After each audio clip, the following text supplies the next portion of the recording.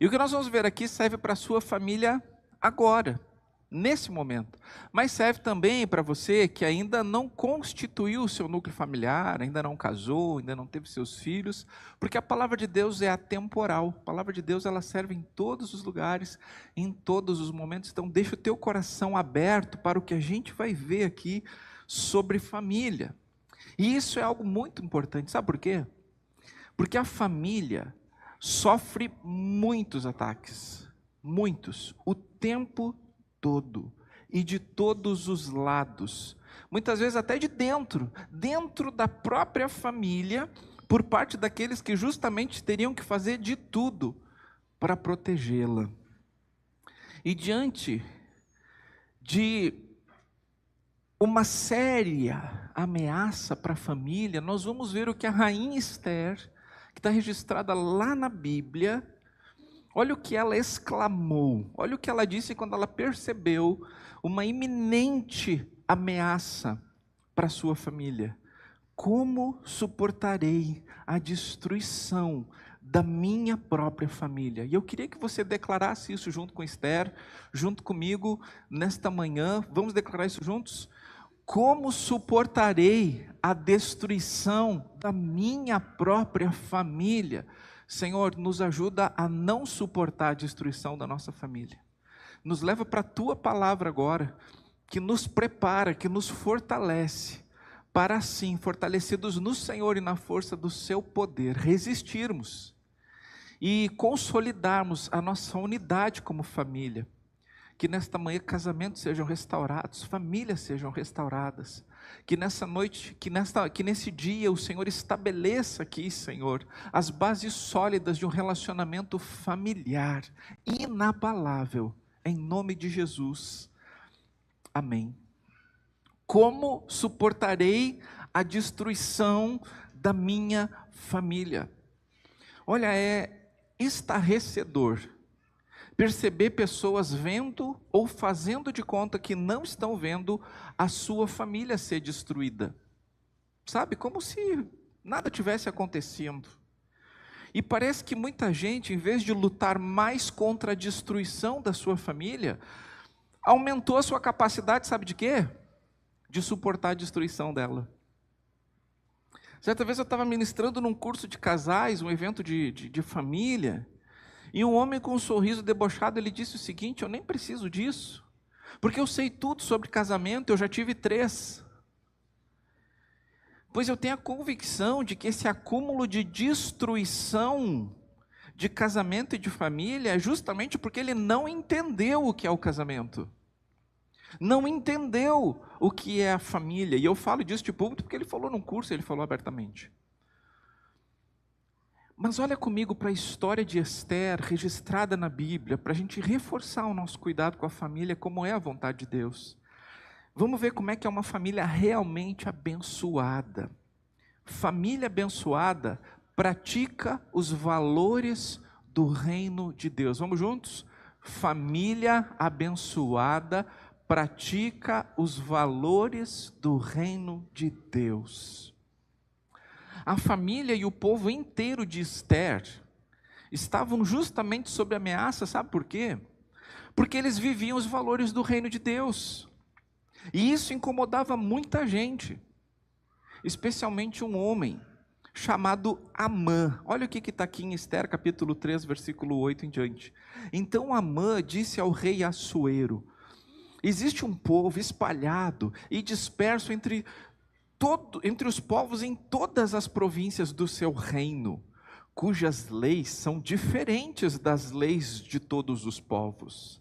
Eles não cumprem as leis do rei, e por isso não convém tolerá-los. Se for do agrado do rei, decrete-se que sejam mortos.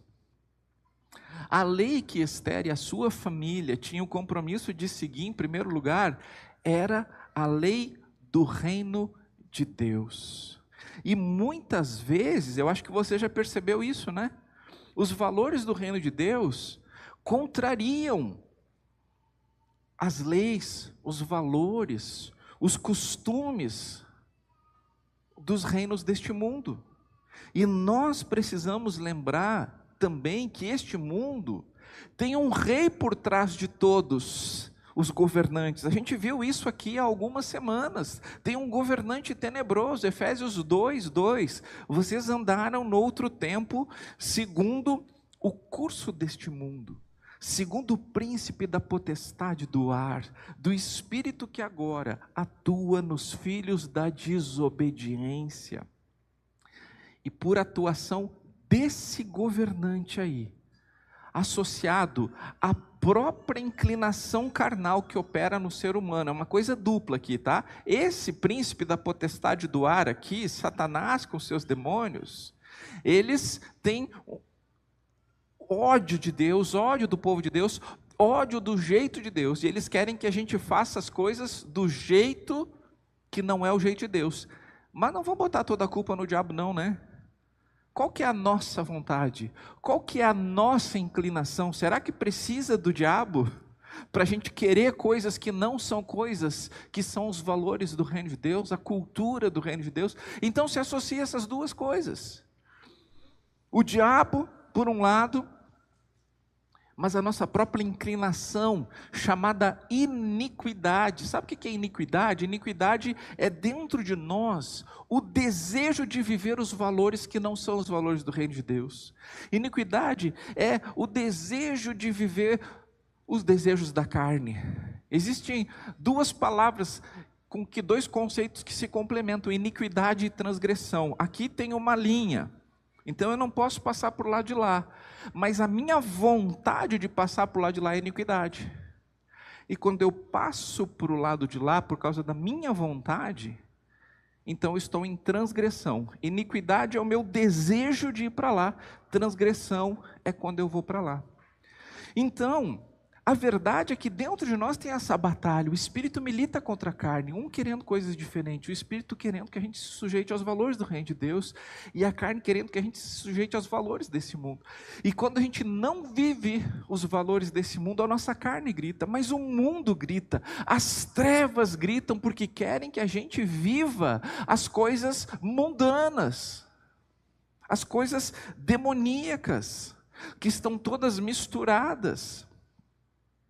Então, como eu disse, por atuação desse governante aí, e a nossa própria iniquidade, tem muita coisa com potencial real de destruição de famílias.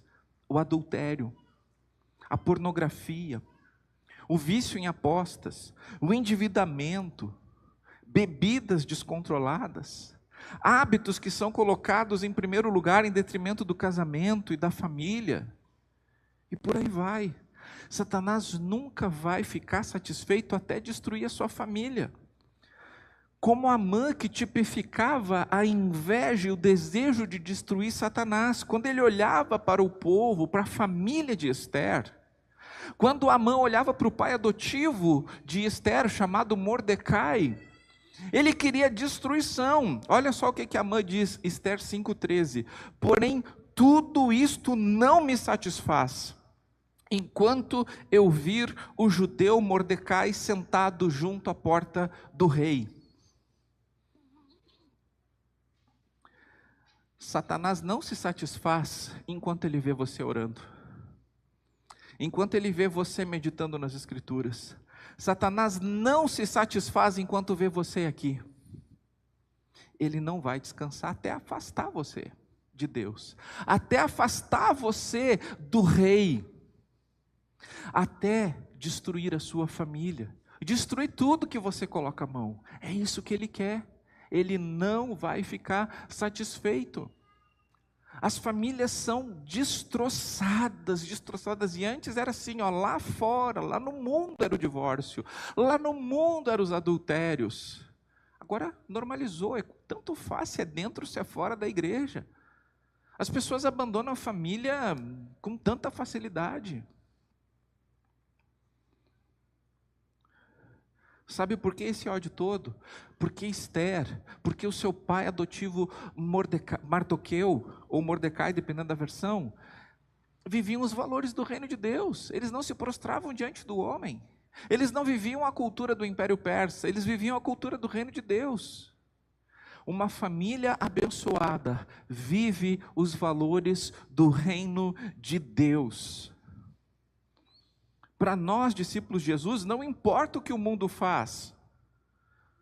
Nós sabemos pela palavra de Deus quais são os nossos valores e quais são as ações que são aceitáveis diante do nosso Pai Celestial. E é isso que nós temos que fazer.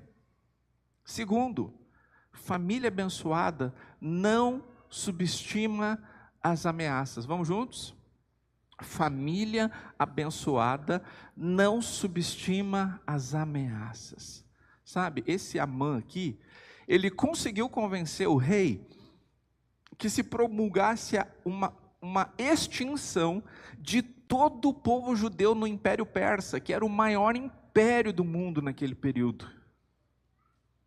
Por quê? Porque viviam os valores do reino de Deus e não o costume, não os valores desse mundo como eles queriam.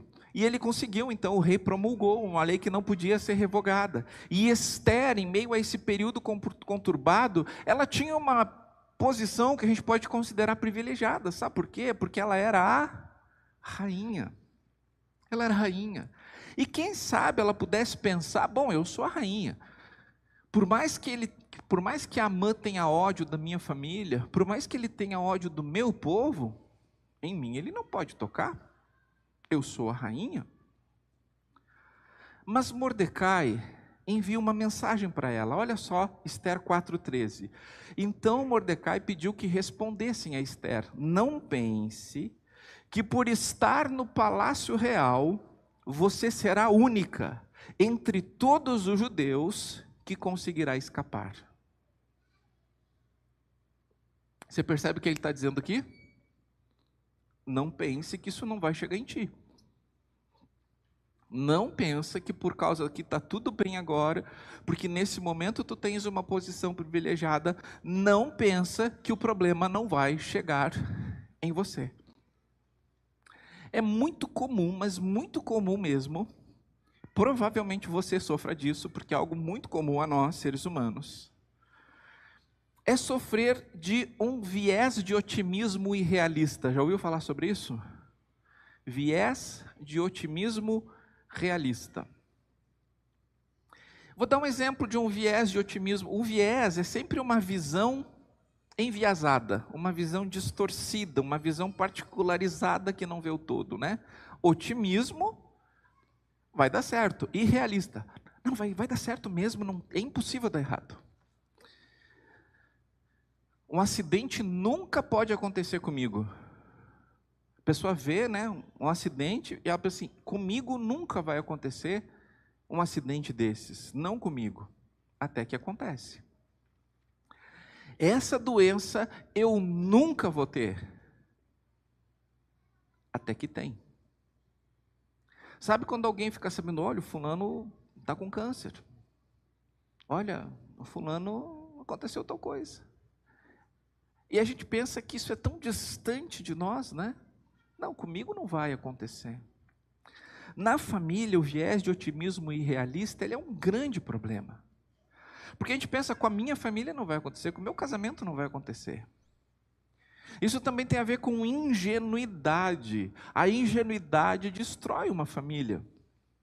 Porque tem pais, quer ver, que sofrem duplamente quando descobrem que seus filhos estão enganando eles, por uso de drogas, por relacionamentos escondidos, por envolvimento com crimes e outras coisas.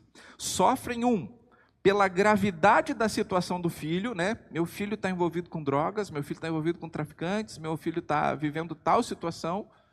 Então ele sofre duplamente, porque ele sofre pela situação do filho, mas ele sofre também a dor e a confusão da surpresa.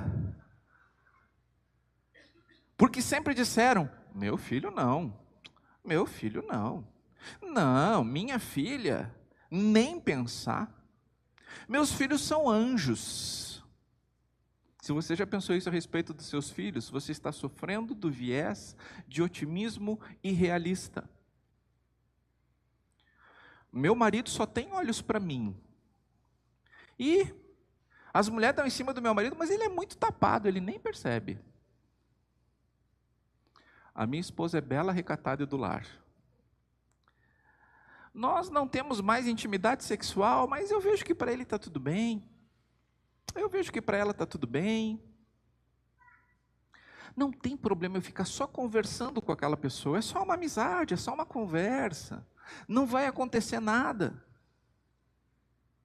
E eu não estou sugerindo ficar desconfiando do cônjuge ou dos filhos.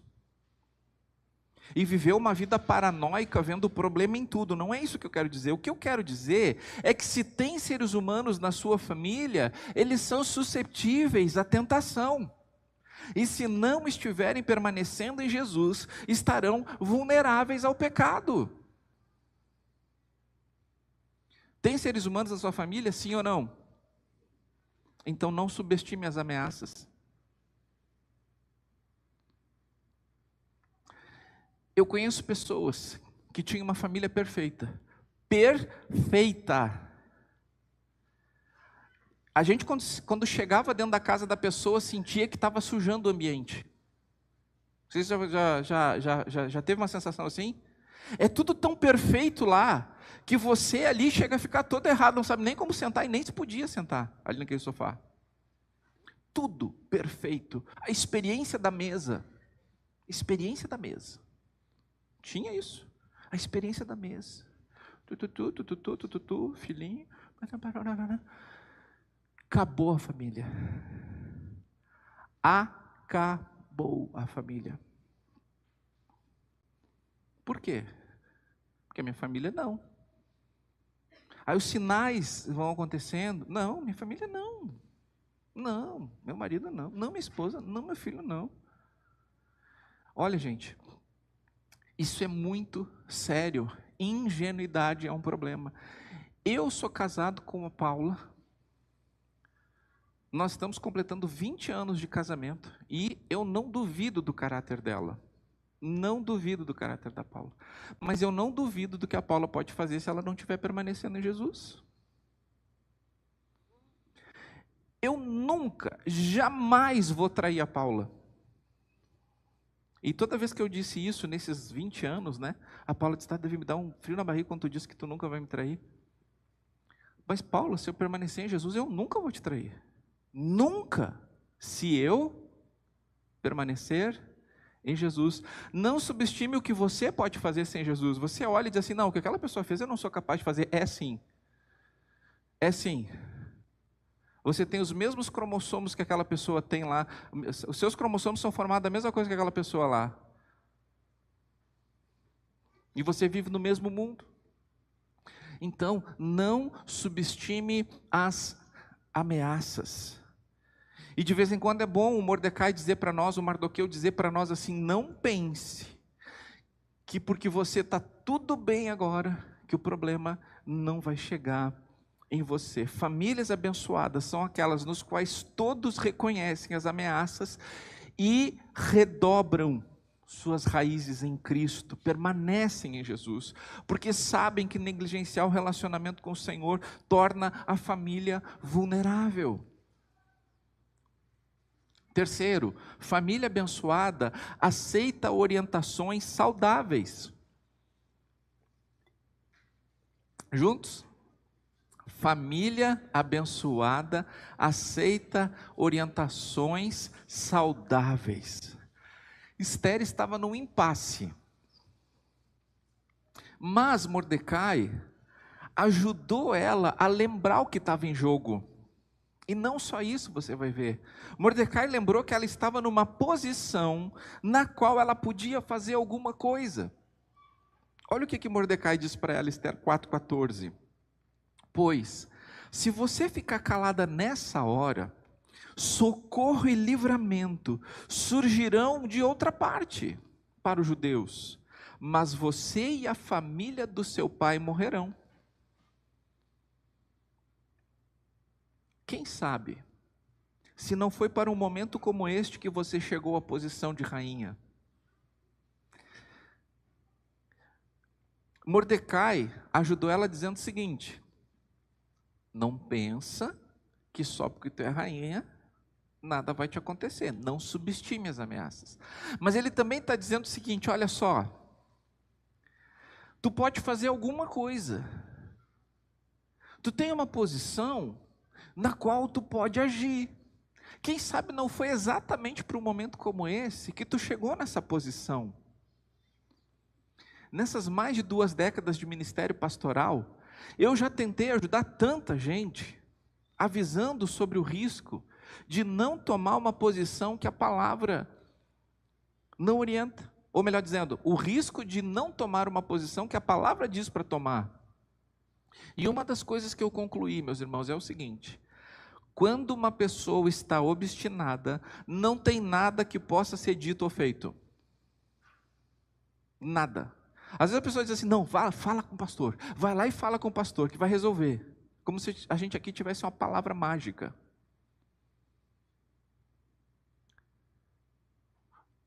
Resolve se a pessoa estiver aberta. A palavra. Resolve se a pessoa estiver aberta. Se a pessoa não estiver aberta, pode falar com o pastor, pode falar com quem for. Porque o pastor, ele sabe aconselhar, ele é psicanalista, ele vai saber ouvir, vai saber... Não, se a pessoa está obstinada a não fazer o que ela pode na posição que ela está, para resolver as coisas por si e pelos outros, ela não vai fazer. E aí ela perde a bênção de viver de acordo com a vontade de Deus. Jesus estabeleceu que a gente, discípulos, deveremos viver em comunidade e sob pastoreio por um motivo. Deus usa a família na fé para o nosso cuidado. Nesses anos todos eu vejo pessoas negando ou distorcendo o que a palavra de Deus fala sobre casamento, sobre família, distorcendo o que está escrito na palavra.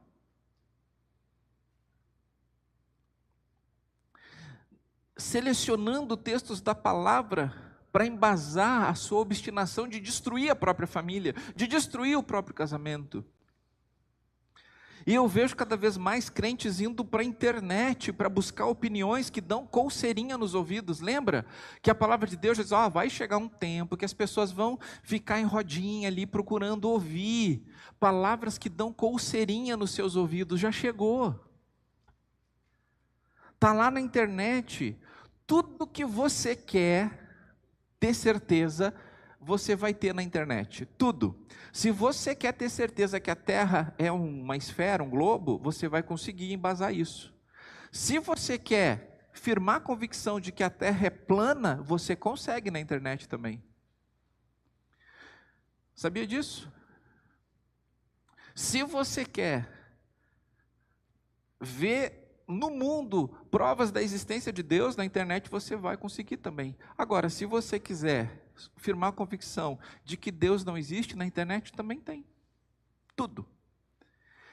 Só que a gente pensa que essas coisas estão nos trazendo um novo entendimento. Não estão.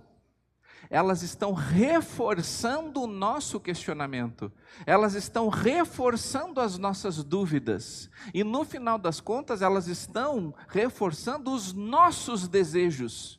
Então, quando uma pessoa quer acabar o casamento, ela vai achar um pastor que vai dizer que pode, tudo bem. Quando ela quer abandonar a família dela, ela vai achar um fundamento para isso. Ela vai buscar na psicologia, ela vai buscar na teologia, ela vai buscar e ela vai achar. Vai achar. Será que a gente não se deu conta disso? E existe algo tão perigoso que se chama algoritmo, que ele vai trazendo para você aquelas coisas que vão confirmando aquilo.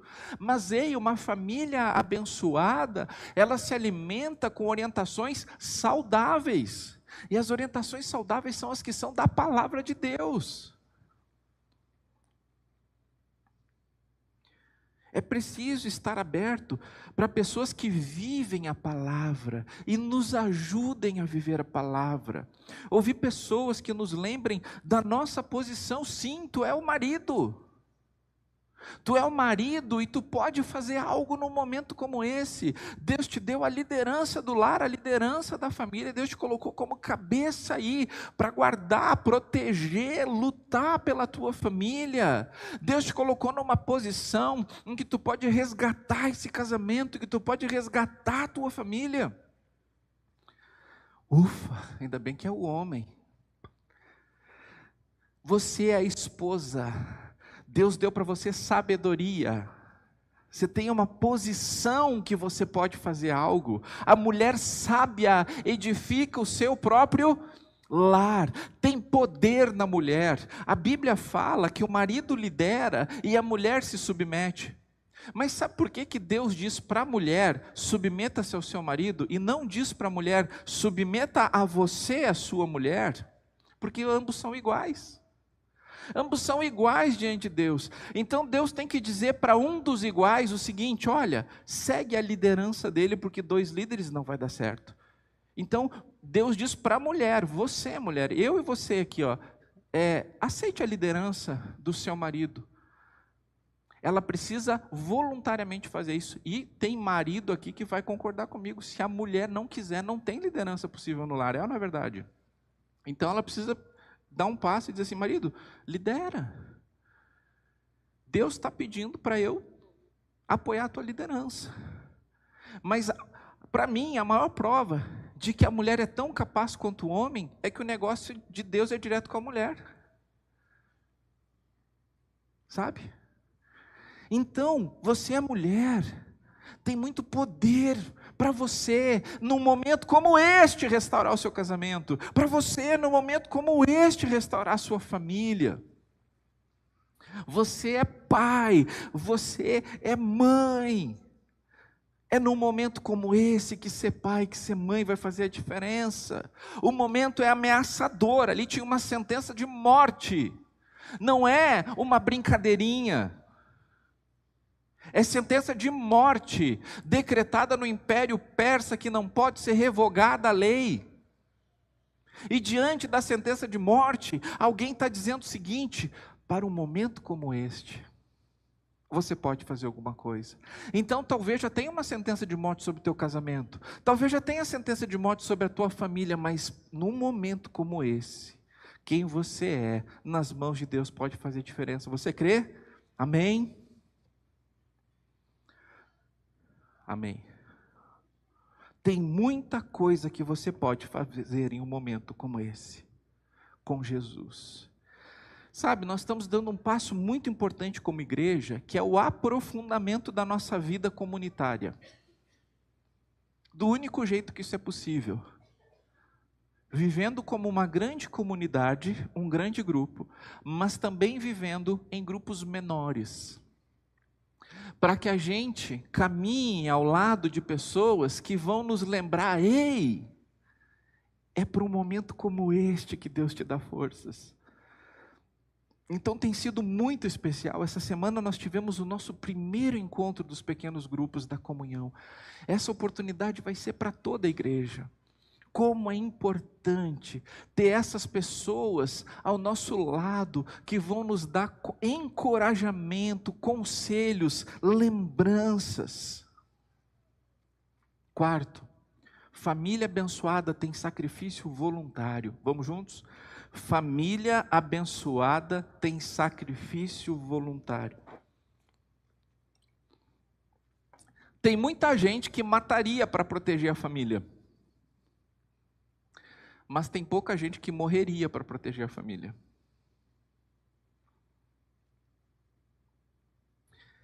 Talvez alguém tenha pensado que Esther não precisaria passar por tudo isso, afinal ela era rainha. Mas naquele contexto, a rainha era uma peça figurativa. Ela era uma peça que o rei usava para se exibir. Esse rei que era casado com Esther, ele era casado com uma outra mulher antes chamada Vasti. E quando o rei queria se exibir, eles diziam: chama Vasti e faz ela desfilar aqui na frente. Até que um dia Vasti disse: eu não vou, eu não sou mulher troféu.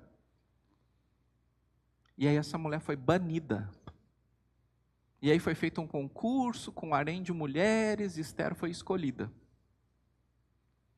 Mas Esther mesmo sendo rainha, não ficava sentada ao lado do trono. Ela era uma peça figurativa que o rei chamava quando queria. Se Esther, se a rainha chegasse e fosse em direção ao rei, sem o rei ter autorizado antes, ela era morta.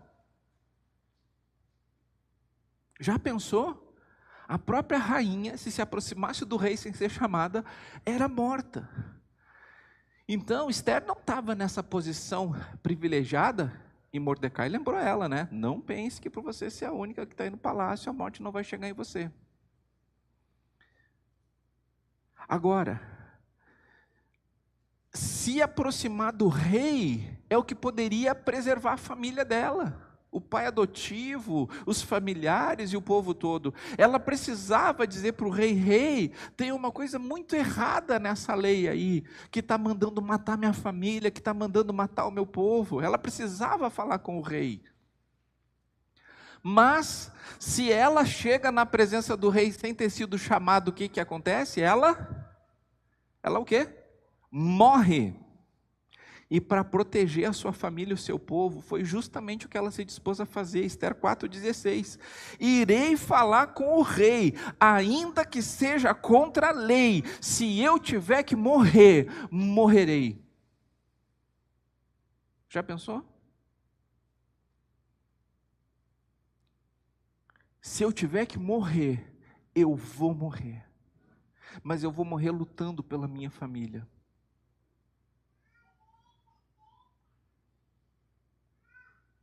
Eu acredito que as maiores ameaças humanas à família não vêm de fora. Os evangélicos, não vou dizer que são tudo neurótico, mas a neurose passeia no nosso meio assim, bonito. Tem uma lei lá dizendo que os homoafetivos podem tal coisa. Meu Deus, vai acabar as famílias. Como assim? Família não se acaba de fora para dentro. Família se acaba de dentro para fora. Sabe, a pessoa fica com medo do que está acontecendo lá fora, mas adultera. Se entrega para pornografia. Mente para o cônjuge. É isso que destrói a família. Não são as ameaças externas, não é a tentação externa que destrói a família, é o egoísmo interno. É isso que destrói a família, o egoísmo interno, é o pensar só em si. É quando uma pessoa pensa em si, não pensa no cônjuge, que ele adultera. É quando ele pensa em si, não no cônjuge ou nos filhos, que ele mergulha no celular e azar o que está acontecendo no resto da casa. Vou dizer de novo, não é a tentação externa que destrói a família, é o egoísmo interno. Quando alguém só pensa em si e exige que as pessoas ao redor vivam para fazer a sua vontade, a sua felicidade. A força de uma família está proporcionalmente ligada à disposição de fazer sacrifício uns pelos outros. Vou dizer de novo, a força de uma família está proporcionalmente ligada à disposição de fazer sacrifício uns pelos outros. A família que dá muito certo tem muito sacrifício. A família que dá muito certo tem muito sacrifício. Se precisar morrer pela minha família, eu vou morrer, mas eu não vou matar minha esposa, eu não vou matar meus filhos, eu não vou matar os meus pais, eu não vou matar os meus irmãos, vou me entregar por eles, vou fazer o que é necessário para que a nossa família seja fortalecida. E por último, família abençoada se fortalece espiritualmente. Vem comigo. Família abençoada se fortalece espiritualmente. Eu tenho enfatizado que a principal de todas as batalhas é espiritual. O inimigo nos atira lá das regiões espirituais, ele nos atira de lá para cá, mas nós atiramos daqui para lá. Tanto é que Jesus disse: o que vocês ligarem na terra será ligado no céu. O que vocês desligarem na terra será desligado nos céus. Então, é aqui no mundo físico, no mundo material, que nós acionamos as regiões espirituais. Então, a gente não entra em êxtase, né? Tipo, sei lá, e tem um momento assim e vum, a gente está lá nas regiões celestiais. Nós estamos aqui e espiritualmente lá, mas é daqui, com a nossa cognição, com fé, que nós lutamos nas regiões espirituais contra o nosso verdadeiro inimigo, que é Satanás e seus demônios. Esther tinha consciência de que ela não ia conseguir proteger a sua família e o seu povo se ela não ativasse atitudes espirituais, como o jejum. Olha só, Esther 4,16, Esther dizendo: vá e reúna todos os judeus que estiverem em Suzã e jejuem por mim. Não comam, nem bebam nada durante 3 dias, nem de noite, nem de dia. E as minhas servas, eu e minhas servas, também jejuaremos. Percebe? Eu preciso falar com o rei, talvez eu morra. Mas antes de falar com o rei, eu vou fazer algo diante do Rei dos Reis. Eu vou jejuar para buscar o favor de Deus. Nós vamos jejuar para buscar a proteção de Deus. Sabe? Recentemente, agora há pouco, eu percebi uma pressão espiritual dentro da minha casa. Forte. Chegando na minha família. E eu percebi que em meio à correria, eu estava baixando a guarda espiritual. Então, eu fui com muita intensidade para a presença de Deus. Muita intensidade, eu perdi a voz. A sensação depois disso, na minha casa, foi literalmente como de uma mão opressora sendo removida. Essa mão estava lá em casa. Porque eu estava baixando a guarda, no meio da correria. Não dá para viver sem a cobertura espiritual de Jesus. Então eu quero convidar você para 21 dias de oração e jejum pela sua família.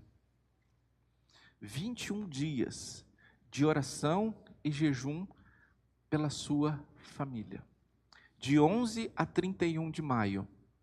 Estou convocando você, convocando toda a comunhão para esse ato de guerra espiritual, em nome de Jesus.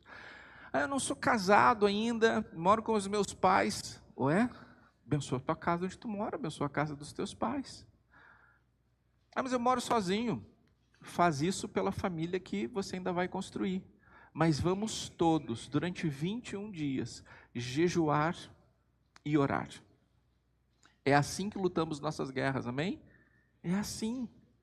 Então, você não precisa esperar até o dia 11, né? Hoje é dia 5. Vou esperar até o dia 11 para orar pela minha família. Até lá tem muita coisa que pode acontecer. Então, você já intensifica a sua oração a partir de agora. Agora, o que vai acontecer aqui nesse período é que a gente vai fazer isso juntos, um clamor de igreja, todos nós, cada um nas nossas casas, nas nossas famílias, mas espiritualmente conectados, declarando salvação para quem ainda não é salvo na nossa família, declarando cura para o corpo, para a alma e para o espírito, declarando restauração, pedindo para o Senhor trabalhar no nosso coração, se a gente precisa liberar perdão, ou na nossa humildade para que a gente peça perdão, se precisa pedir, mas é um período de restauração, um período de milagres para a família, amém, comunhão? Milagres para a família. Como Esther, nós vamos nos preparar, nós vamos estar diante do Senhor dessa maneira tão intensa, num verdadeiro clamor, e creia no poder da oração.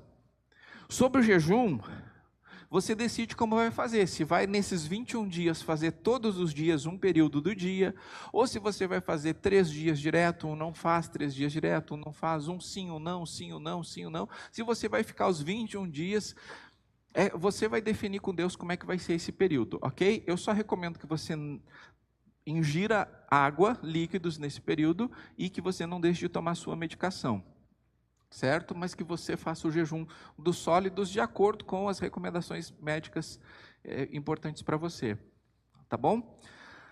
Mas creia no poder da oração. A minha família é fruto de oração. É fruto de oração. Hoje eu estou aqui como um discípulo de Jesus, como um pastor, porque alguém orou. Lá pela minha avó, lá pelo meu pai. E essa oração na hora certa fez a diferença, sabe? Quando eu olho para 40 anos para trás da minha família, quando eu tinha 8 anos de idade, sabe do que eu lembro? Quando eu tinha 8 anos de idade, o pecado reinando nos meus familiares. Vício em bebida, mas assim, alcoolismo terrível. Vício em jogos. Adultério era assim, abortos, brigas. Certa vez um tio quase matou um primo meu com uma faca. Há 40 anos, quando eu olho para trás, era o que eu via. Mas a família tinha um costume de se reunir no primeiro do ano. E no primeiro do ano, o meu pai levou o pastor Davi Pinheiro para lá, para Povo Novo. Eu não sei se você conhece a região sul do estado. Entre Pelotas e Rio Grande, existe um povoado chamado Povo Novo. E era lá que moravam os meus avós e para lá que a gente ia. E o meu pai, nós éramos assim, 1% da família, só dos familiares que éramos já convertidos. Meu pai veio de lá também, veio do vício do jogo, das bebidas. Meu pai veio de lá, mas já era salvo, já era convertido, já tinha sido convertido. E meu pai levou o pastor Davi Pinheiro, a quem o meu nome é uma homenagem, porque ele ajudou muito os meus pais no casamento deles, no início da vida cristã. Então o pastor Davi foi lá. Em determinado momento foi pedido assim, pode ser feita uma oração? E a família era muito grande, assim, eu acho que eu tenho uns 10 tios, dezenas de primos, muita gente. E ali, nossa família de crente, né, e o resto tudo não crente. E o pastor Davi pediu para todo mundo dar as mãos. E a partir da salvação da nossa família, sabe que oração que ele fez? Eu me lembro como se fosse hoje. Ele orou assim, Jesus, continua salvando essa família. Um guri de 8 anos, mas aquilo me chamou a atenção. Continua salvando essa família. E eu entendi pela fé ali, que era só eu, meu pai e a minha mãe ali de crente. Meus primos não eram, meus tios, minhas tias não eram. Mas aquela oração do pastor Davi me abriu os olhos para a fé. Jesus continua salvando esta família. Tenho 2 tios que ainda não são crentes, agora, 40 anos depois. Aqueles meus primos que viviam cada coisa, tem vários que são pastores. Minha família está quase toda convertida a Jesus. Porque alguém teve fé, entrou numa guerra espiritual e declarou ali uma oração com muita fé. Jesus continua salvando essa família. Jesus continuou, não parou e não vai parar. Creia no poder da oração. Com Jesus a nossa família tem jeito. Com Jesus a minha família teve jeito. Com Jesus a sua família tem jeito. Amém? Então declara isso, com Jesus a minha família tem jeito. Com Jesus a minha família tem jeito. Diga assim, Jesus continua salvando a minha família. Jesus continua salvando a minha família. Ele já começou com você. Ele vai continuar salvando. Jesus continua salvando a minha família. Eu quero convidar você a declarar essas coisas pela fé, declarar a salvação e a restauração da sua família. Então eu quero juntar o que Esther disse com a oração que o pastor Davi fez. Pode colocar na tela. Como suportarei a destruição da minha família? Jesus, salva e restaura a minha família. Você está pronto? Você está pronta para declarar isso com fé?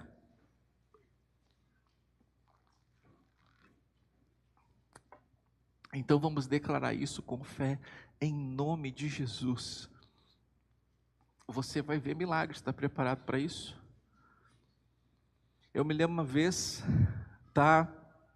na frente da igreja Batista do Fragata, lá em Pelotas, na Avenida Duque de Caxias. Era um domingo, de tardezinha, um pouco antes do culto, época de carnaval. Eu e o meu irmão na calçada da igreja, e daqui a pouco vem uma tia com 2 primos. Estava levando para o baile de carnaval meus primos. Meus primos deviam ter o quê? 9, 10, 11 anos de idade na época.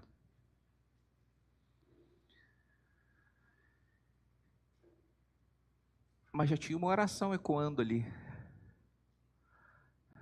Hoje, toda essa família é salva.